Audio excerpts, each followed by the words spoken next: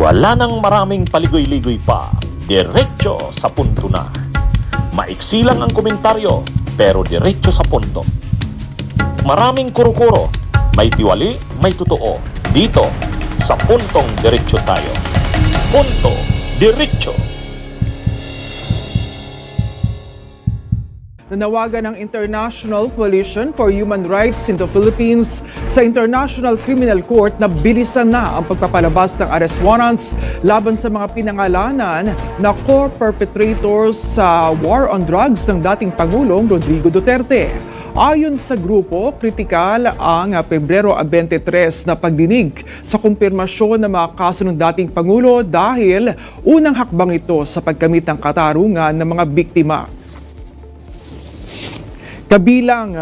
Ayon sa grupo, kabilang sa mga pinangalanan sina Senador Ronald Bato de la Rosa, Senador Bongo at dating Justice Secretary Vitaliano Aguirre II.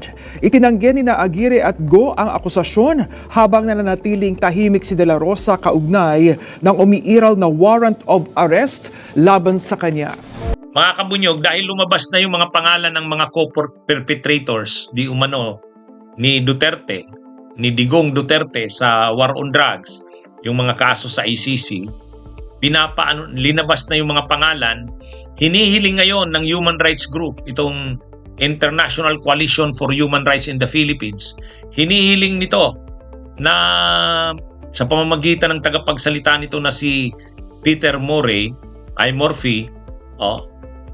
itong si Peter Murphy, sa interview sa kanya, sinabi niya, nire-request o hinihiling nila sa ICC na ilabas na ang warrants of arrest para doon sa 8 yung pinangalanan. Ang isa doon patay na, si Kaskulan. Di 7. Ang 7 na yon ay si Bato, si Bongo, si dating DOJ Secretary Vitaliano Aguirre, si dating PNP Chief Albayalde, si dating PNP official ng PNP Vicente Danao, tapos si dating sino pa bang mga kasama doon sa listahan, dating NBI Director Dan Tigueran, at si dating PDEA Chief Isidro Lapiña. Yan yung mga pinangalanan. Yan yung mga pinangalanan na 8. Pero patay na ang isa doon. Kaya hinihiling ngayon ng International Coalition for Human Rights in the Philippines na ilabas na ng ICC yung warrants para sa mga ito. In the sense from ICHEP's point of view, urging the ICC also to act quickly now that it's done this.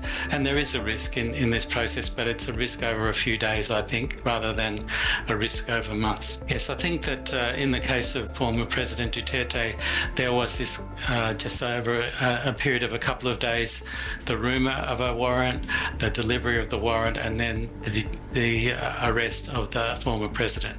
So it took a few days. But it happened quickly, really. So I think that's the process that we should expect to see unfold.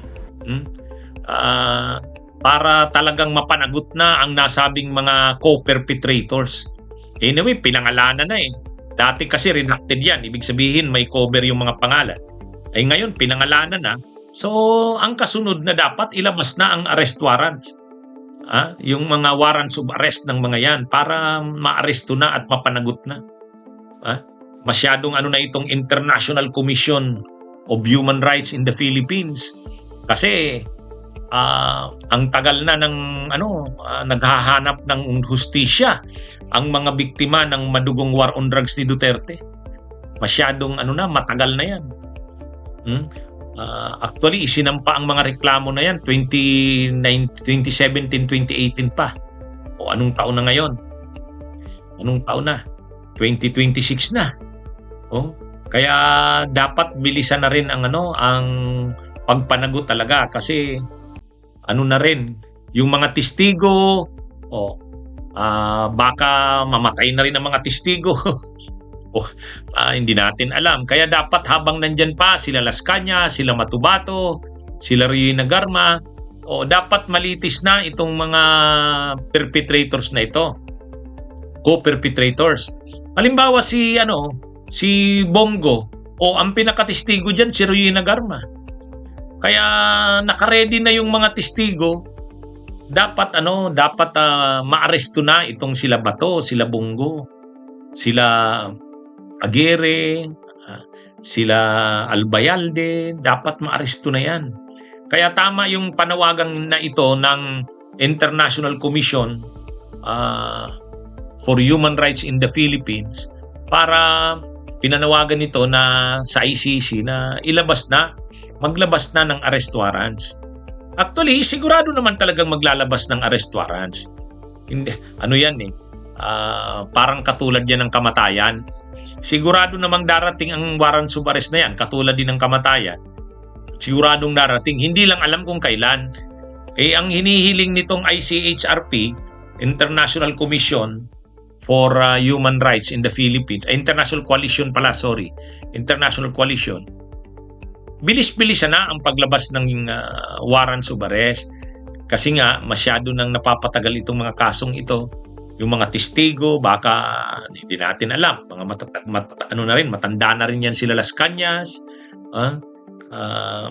Kaya hinihingi ng human rights groups na ito, human rights group na maglabas na ang ICC para maipatupad na, maaresto na sila, ang mga pinangalanang co-perpetrators. Kaya tama lang naman yan, mga kabunyog, mga kababayan. Kaya yung panawagan na yan ng ICHRP, sinusuportahan yan ng mga biktima, ng mga abogado ng mga biktima, kasi tama lang naman na mailabas na ang warrants of arrest. Convict Duterte now! Convict Duterte now! Convict Duterte now! Duterte panagutin! Duterte panagutin! Duterte panagutin! Bongo at Bato! Bongo at Bato! Arestuhin! Ikulong! Bongo at Bato! Ikulong! Bunyog, halikan na kasama ka. Bunyog, kapag buklod ay may pag-asa. Luzon, Visayas, Mindanao, isa ang pananaw. Sa bagong Pilipinas ang bunyog isisigaw. Bunyog, bunyog.